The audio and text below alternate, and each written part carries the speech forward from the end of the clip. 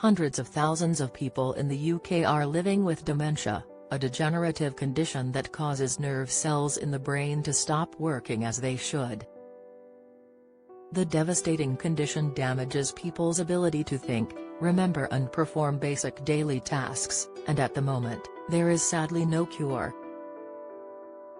However, one dementia expert says that making 3 diet changes can reduce your risk of developing the illness by a third, and one of them involves cutting down on a popular food group. Patrick Holford is a nutritionist and founder of Food for the Brain Foundation charity, where he directs their Alzheimer's prevention project. The charitable organization has been carrying out research and working actively for 10 years to help people reduce their risk of age-related cognitive decline. And the expert recommends cutting back on a certain type of snack or meal if you want to lower your chances of developing dementia in the future. He told the Daily Record, "The 3 most important changes to what you eat, that probably reduce a person's future risk for dementia by at least a third, are cutting right back on sugar and processed foods, eating fish and especially oily fish rich in omega-3 fats and eating more vegetables, fruits, herbs and spices, rich in antioxidants and polyphenols. Increased intake of omega-3, either from diet or supplements or having a higher omega-3 blood level, cuts the risk for dementia by a fifth, 20%, according to a study of over 100,000 people just published in the American Journal of Clinical Nutrition.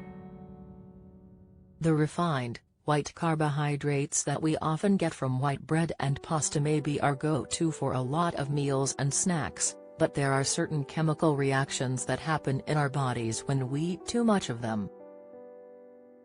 And over time, these can cause damage to the brain, potentially leading to Alzheimer's further down the line."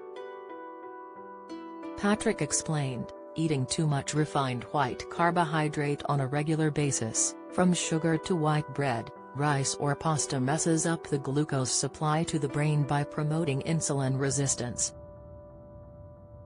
Insulin is the hormone that helps carry glucose into the brain and, with too much sugar and carbs in the diet, insulin receptors shut down, effectively going deaf. This process is called insulin resistance and leads to a paradoxical increase in blood glucose, but poor supply into the brain." And the expert says that even slightly higher blood glucose levels than normal in over 35s is a predictor for dementia in the years that follow.